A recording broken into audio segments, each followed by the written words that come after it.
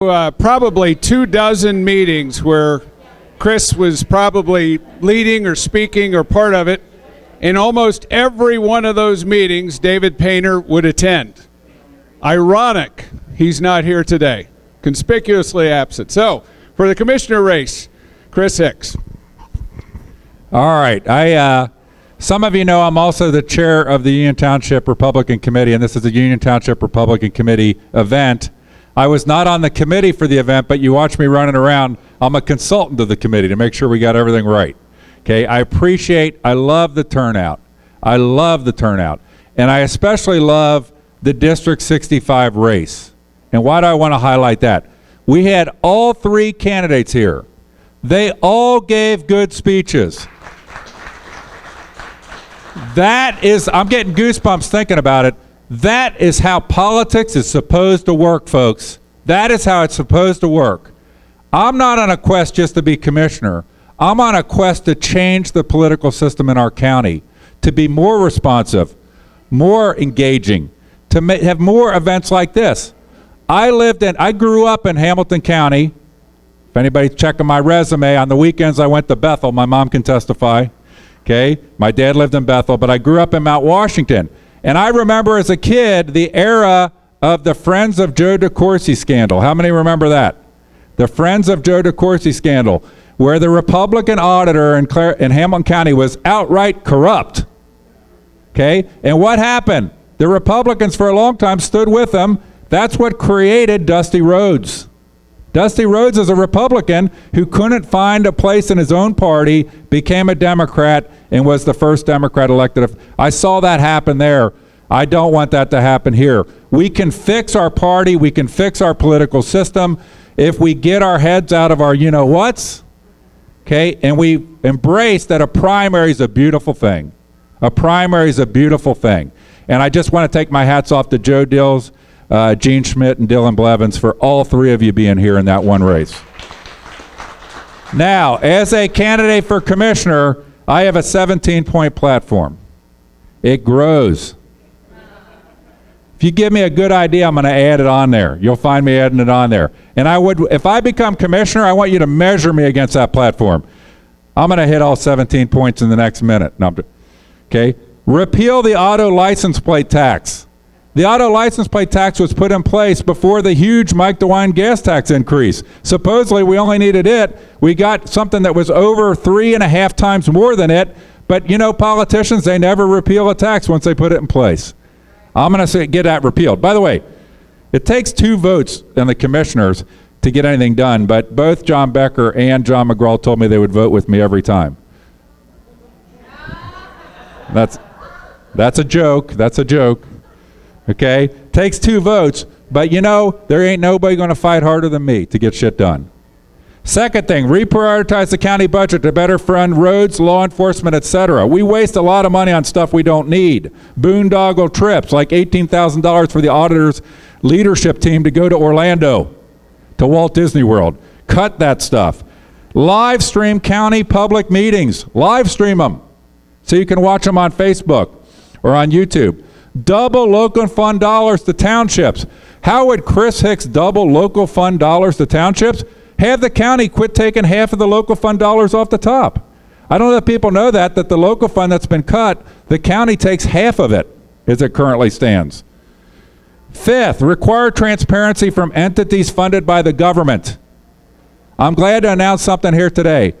The Claremont County Convention and Visitors Bureau signed a settlement with me where they are going to become transparent as to their financial records and minutes. They are 95% taxpayer funded. Claire Corcoran promised to do that on video as a campaign promise. I got it done. I'm not even a commissioner. Okay? So that's just new news.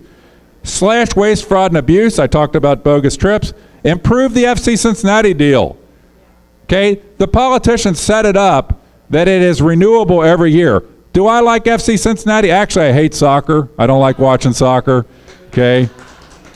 Yes, be with me. I don't hate FC Cincinnati, but I got to think even they would like a better deal that can be more positive for them and us there. And fully fund the Milford schools out of the taxes that should have been being paid by FC Cincinnati. Fix the Economic Development Office. It's all gone now. They all quit. Sell off South Afton. We never should have been in speculative real estate development in the first place. That's number 8.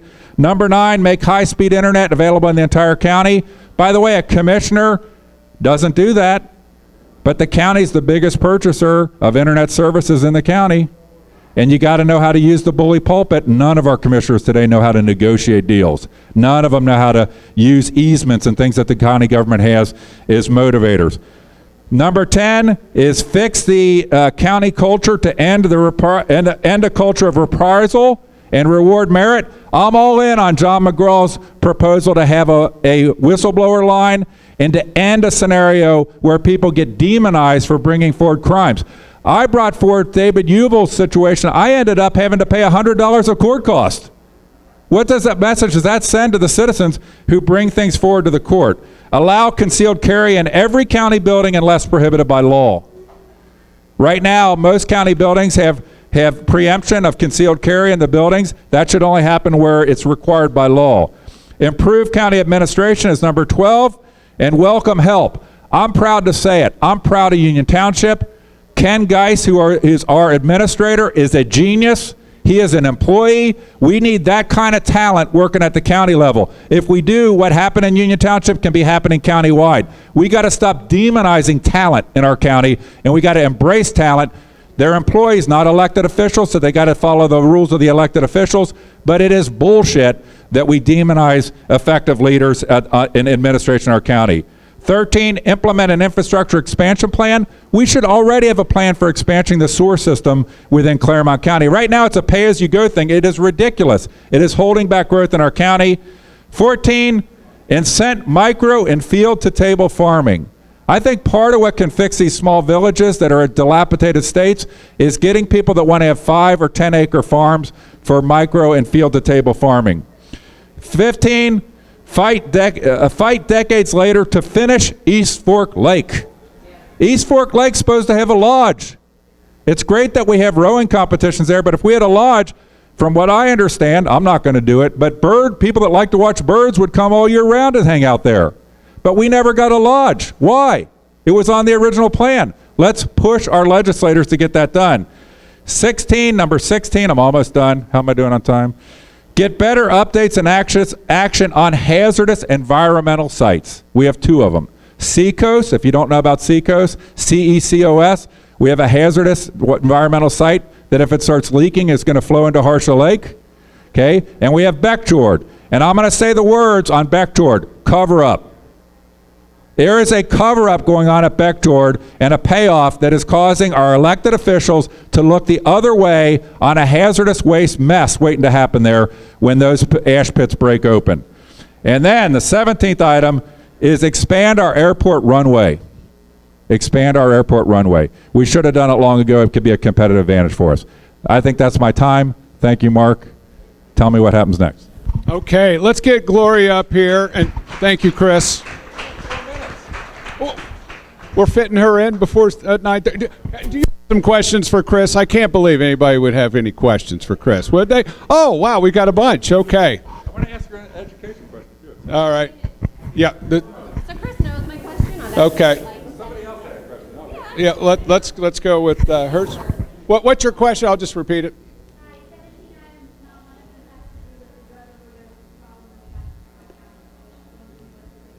Explain what you would do with the drug overdose problem in the county. I'll add it to my list, okay, and talk to me afterwards. My platform's going to continue to grow. I want to be held accountable to it. You're absolutely right, okay? So if you look at that, as I go, I add things that I want to be held accountable to. We have too much leadership that has little ticky-tack things, ideas, concepts.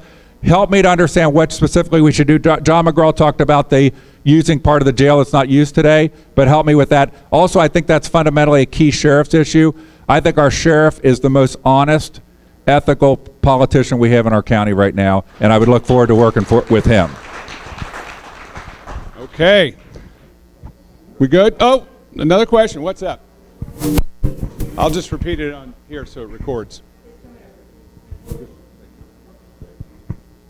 All right. What's the question? I'm Jeff Mancini. I live on Rumpke Road. Yep. Not that you need to know. But as Claremont County Commissioner, how will you address tax increment financing abuse in Union Township? I'm going to be real clear, because I've never minced words. The demonization of TIFs is wrong.